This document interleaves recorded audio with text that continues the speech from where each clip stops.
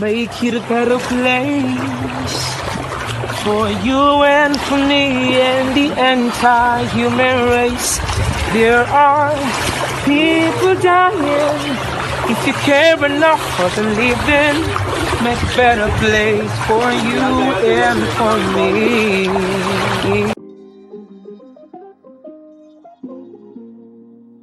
Well, hello friends. Thank you so much for joining me for another episode of Reading Michael Jackson. As always, I am your host, Lena, and as you may have already picked up on from the intro as well as the title of this episode, this is a bit of a special episode of Reading Michael Jackson because it's all about Heal the World. So as you know, we are currently reading through Michael's book of poetry, short reflections, essays, short stories, Dancing the Dream. And wouldn't you know that this episode covers the lyrics to Heal the World? I thought this was notable for a number of reasons. It's the first piece that is one we all know already in song form. So reading these lyrics will be a little interesting. It's also a piece that, aside from Planet Earth, it's one of the only pieces that fans have kind of their own relationship with outside of this book itself so far. And I find that very notable. So I wanted to open with acknowledging this first and foremost as lyrics to a song. The clip that I shared at the start of the episode was one that I actually saw last year that went viral online.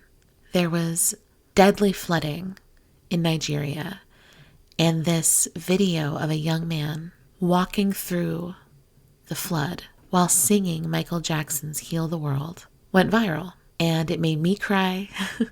It made a lot of people cry. And it's beautiful. It's beautiful rendition. His voice is beautiful.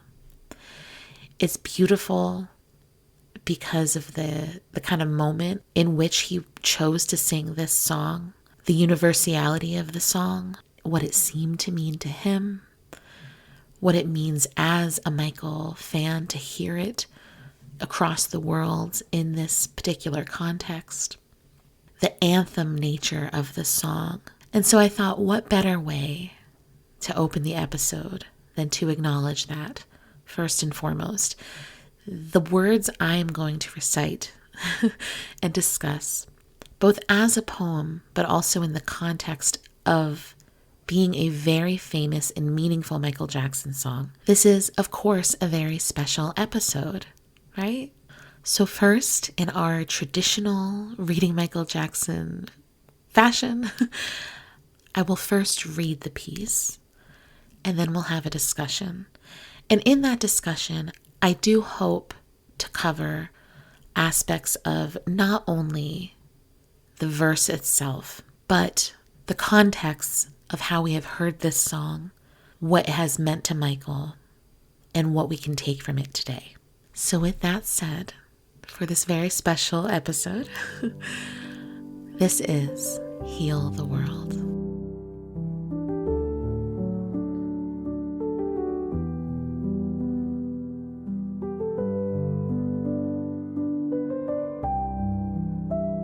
Heal the world.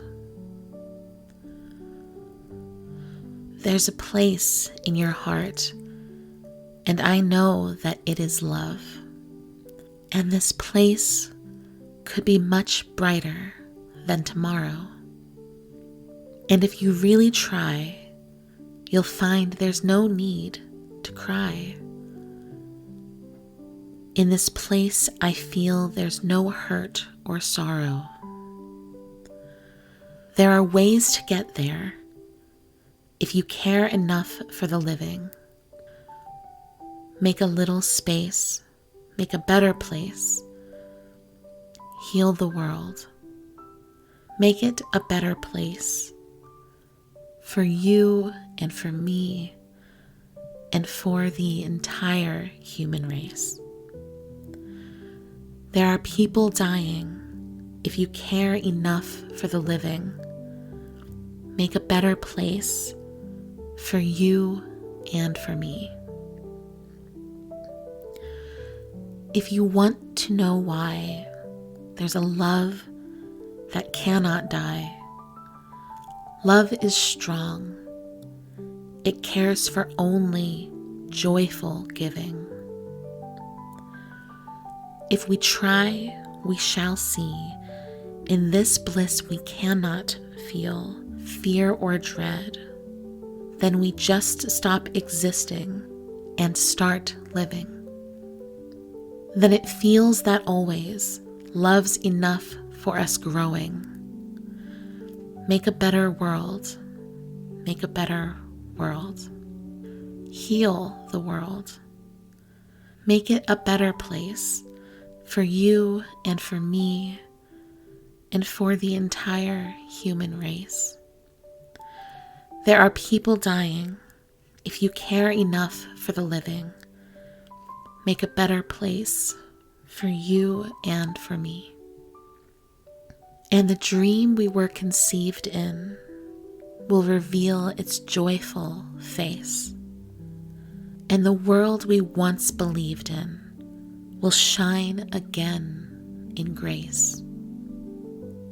Then why do we keep strangling life, wound this earth, crucify its soul? Though it's plain to see, this world is heavenly. We could God's glow. We could fly so high. Let our spirit never die. In my heart, I feel you are all my brothers. Create a world with no fear. Together we'll cry happy tears, so that nations turn their swords into plowshares. We could really get there if you cared enough for the living. Make a little space to make a better place. Heal the world. Make it a better place for you and for me and for the entire human race. For you and for me and for the entire human race. There are people dying. If you care enough for the living, make a better place for you and for me. Heal the world. Make it a better place for you and for me and for the entire human race. There are people dying. If you care enough for the living, make a better place for you and for me. Heal the world. Make it a better place for you and for me and the entire human race. There are people dying. If you care enough for the living, make a better place for you and for me. There are people dying. If you care enough for the living, make a better place for you and for me. There are people dying. If you care enough for the living, make a better place for you and for me. For you and for me. For you and for me. For you and for me. For you and for me. For you and for me. You and for me. You and for me.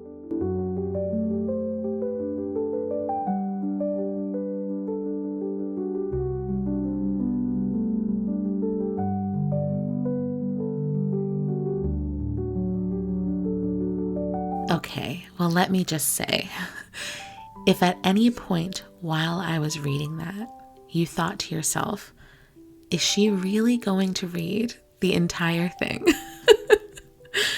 And you wanted to turn it off and turn on the song, I would completely understand. The repetition of song lyrics being read this way, it feels so strange, but I wanted to honor the actual lyrics of the song as well as the structure of the piece. So I wanted to just read all of it. So thank you. It did feel interesting there at the end, especially to read the phrase "for you and for me" over and over and over again. And it felt almost like a mantra. Now, of course, when you're hearing that in a song form, it doesn't really feel repetitive, right? It feels intentional. But reading it aloud this way, it almost felt like a mantra, a reminder, something to, I don't know, maybe almost like an affirmation that you repeat over and over to yourself. I imagined almost saying this sort of thing in the mirror, or, holding hands with another person and maybe Michael even, I don't know, and kind of agreeing to this shared vision of a better world. And we're all kind of regrouping at the end, and we're holding hands and we're saying it out loud, and we're committing to it before we break and go off into our own separate corners of the world and do just this. Try to make the world a better place. Try to heal the world in one way or another. There's several things I want to touch upon, but I'll start here. As I was reading, I was really struck by one particular part where the lyric, as printed in Dancing the Dream, is different than what he sings in the actual song. When he says, "Though it's plain to see, this world is heavenly. We could God's glow. We could fly so high." Honestly, I almost assume there's a typo because the lyric says, "Though it's plain to see, this world is heavenly. Be God's glow." This says, "We could God's glow." I think it must mean to say we could be God's glow. But I want to honor what's there. So if it's a typo, it's a typo. But I want to honor what's there. Still, it threw me a little because "Be God's glow" is one of my favorite lyrics from the entire song. So to not see that here as I was reading, it disoriented me a little. I love the line, "Be God's glow." A couple of years ago, I was reading a number of different spiritual texts that explored different belief systems. And one of them, I remember distinctly reading this idea that many people believe in an afterlife that is free of suffering. And that is like a heaven of sorts. But there's also this belief that we are actively in heaven. Heaven is here. And it's our inability to see it that makes it feel so far away, but that it is actually here. And when he says, "It's plain to see this world is heavenly, be God's glow," it just touches my heart and makes me think of that as well. This idea that the world itself is some version of heaven. And in part, at least, that is because each of us has the ability to glow in the essence of a creator or of God in some way, representing heaven in that sense, or bringing heaven to earth. I love personally the idea of all things simultaneously existing. So, simultaneously existing in a heaven and a hell. I mean, I don't really believe in hell, but that's a separate topic. I guess what I mean is the simultaneous nature of all things at once. I know this is a trend of something I've mentioned throughout previous episodes, but I do enjoy it. Needless to say, what I love about this entire piece is that Heal the World is both a directive, it's a call to action, it's a command, it's a gentle request, it's a reminder, but it's also not, despite how beautiful and angelic it sounds as a song, it's not naive. It's not saying the world is perfect and beautiful already. By the nature of saying heal the world, there's a clear acknowledgement that something is wrong here, but that the answer exists within us. And when you listen to the song and you read the lyrics, it is evident that this is a song or a piece that is about hope and potential, and almost like the means of guiding us as listeners and readers toward an understanding of what our purpose is.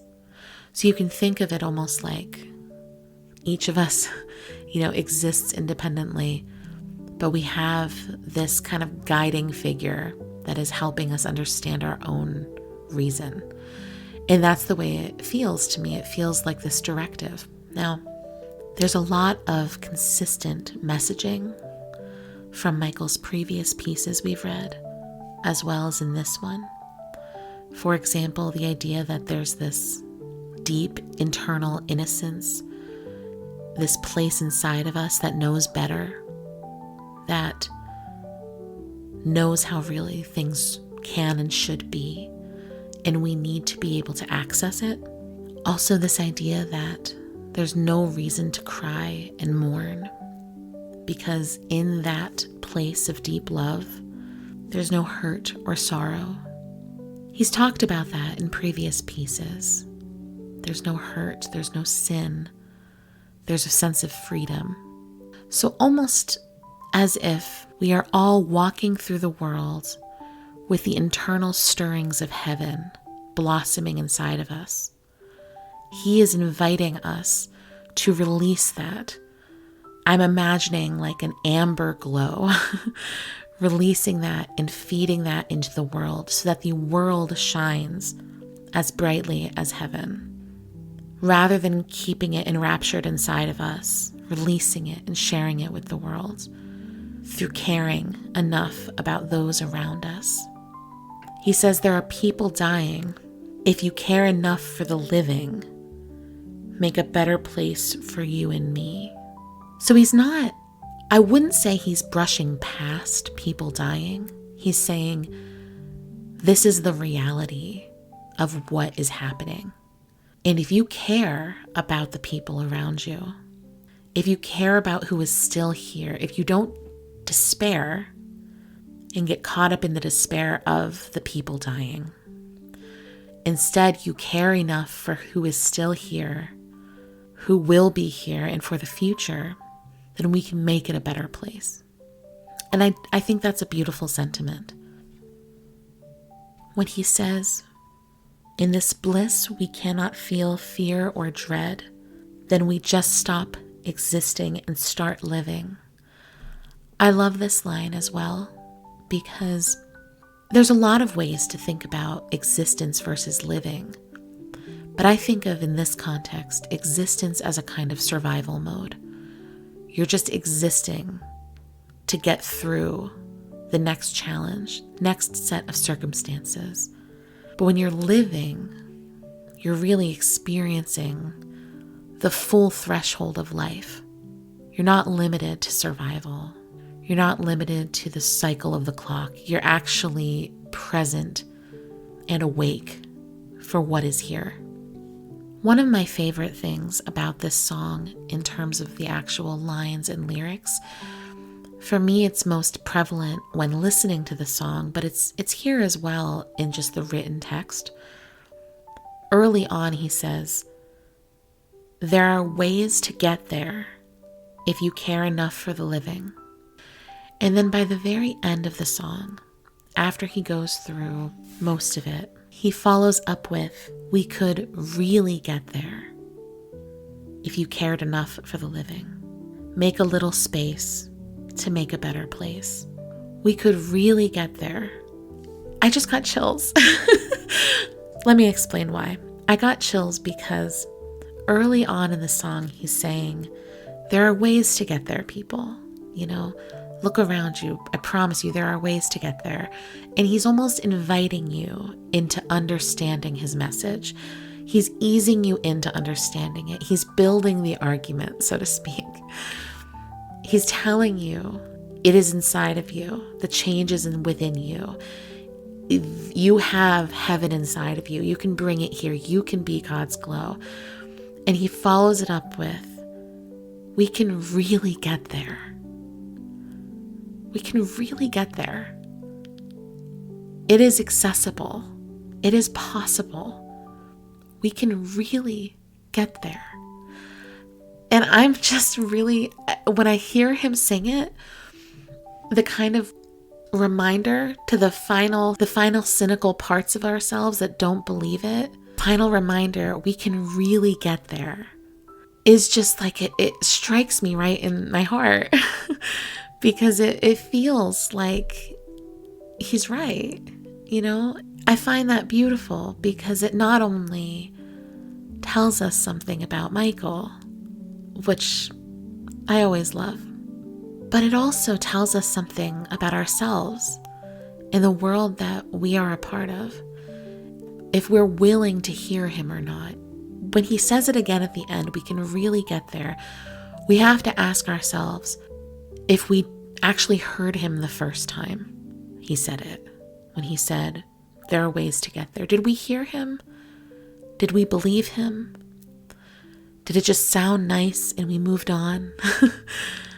But when he reminds us at the end, no, really, we can really get there. I know I'm repeating this a lot, but there's something about him choosing to reiterate the slight change of words, even changing it from if you care enough for the living to if you cared enough for the living, putting it in our hands and saying, if we don't get there, it's because you didn't help. And I don't think it is meant in that kind of blaming way. I guess what I mean is the personal responsibility of it. And I think that being a primary part of the message he is sending here is the personal responsibility. I love Heal the World. I love it so much. And something that always strikes me is that I've been to a number of events for Michael Jackson related projects. I've met and listened to a lot of collaborators talk about Michael, talk about Heal the World. I've seen a lot of fan discussion around Heal the World, and there's a subset of fans and collaborators who love Heal the World and find it beautiful and inspiring. And then there's the others who find it saccharine, overly sweet, overly sentimental, kind of cheesy. And here's what I would say about that. This Heal the World in many ways sums up exactly what it is that I, as a fan, love about Michael and have never really seen in anyone else. Michael is without question the most earnest artist and performer I have ever witnessed. His intense sincerity, his kind of bright-eyed enthusiasm for every single thing he said and did as an artist, the messages he was sending, his unashamed and unapologetic hopefulness and innocence, his desire to promote good. I mean, you can look right now on literally any social media network and you will find videos of Michael looking like a badass at the Grammys or, popping up out of the toaster on the Dangerous Tour or whatever, and people discussing his aura and how no one cooler has ever lived, and how he's just like, his swagger is insane. I mean, you see it every single day on social media go viral, these various clips of him. And I love to see it. But that's my point. Michael did not shy away from feelings, from earnestness, from idealism, because it wasn't cool to do or be those things. That is who he was. You can see in, footage of him preparing for the California raisin commercial that was featuring a Michael Jackson raisin. You can see him recording footage for them to model the claymation raisins out of. And he was so into it, because he's just that kind of person. He is exceptionally earnest and dedicated in every sense of the word. And he is not ashamed, and he is not embarrassed, and he owns it. And the same thing can be said for Heal the World, which I have heard many people absolutely love, but also many people kind of make fun of. Not, I don't think, in a hateful way, in kind of a personal taste way. But the point is, typically people will tease about it because it is such a hopeful, beautiful song. I mean, it sounds like a hymn. Like, it's just so beautiful and angelic. But that's Michael. He didn't care in any way about if it looked cool or not, because that's what he was going to do no matter what. And because he did it, he spread that to everyone who loved him, and probably even many who didn't. I watched, in preparation to do this, I watched a Dangerous Tour performance of Heal the World in Buenos Aires. And the whole crowd is singing along to every word of the song. And that is such a beautiful thing to see and hear. A song with lyrics like, make a little space, make a better place, heal the world, being sung by 100,000 people in the shadow of this man who had more fame and prestige and adulation than anyone you can think of, who chose to use that platform to highlight that message above all else. That's incredible. And let's talk about that just a little bit more. Michael used Heal the World at the Super Bowl performance, which was, as I think most fans know, Michael was the first, superstar or major artist to perform at the Super Bowl. And he basically turned it into what it is today, which is a huge deal to perform at the halftime show. He used that as a platform to sing Heal the World, involve the audience in it, and raise awareness and money for the organization that he founded called Heal the World, to give money and funds to the parts of the world that most need it. This was something he took seriously. He sang Heal the World at the Bill Clinton inauguration. He talked openly and honestly about his goals and why he cared about it. It was a huge part of him. And all I know is that the phrase heal the world is a Michael Jackson phrase, because he turned that into something. And now, even though he is gone, with his son, Prince, running Heal Los Angeles as a kind of variation of Heal the World, he is continuing that legacy. And you see the Heal the World video. This is a music video, much like Man in the Mirror, that does not feature Michael Jackson.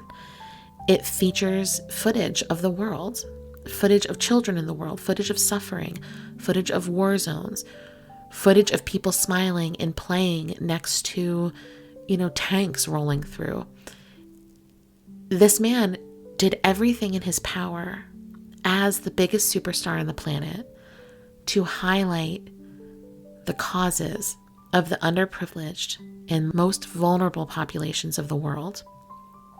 And so when we sit with Heal the World, even if you don't love the song, even if it's not for you, for whatever reason, I think it has to be acknowledged that this song, outside of just being objectively beautiful, both in vocals and instrumentation and production. This song is like the crux of this man. It's at his very heart and soul and center. And it tells us so much about where his heart truly lied. And it can center our understanding of him in many ways. So with that said, I am going to wrap up another very long episode. But I hope you understand and can appreciate why such an episode and such a piece requires a bit more conversation.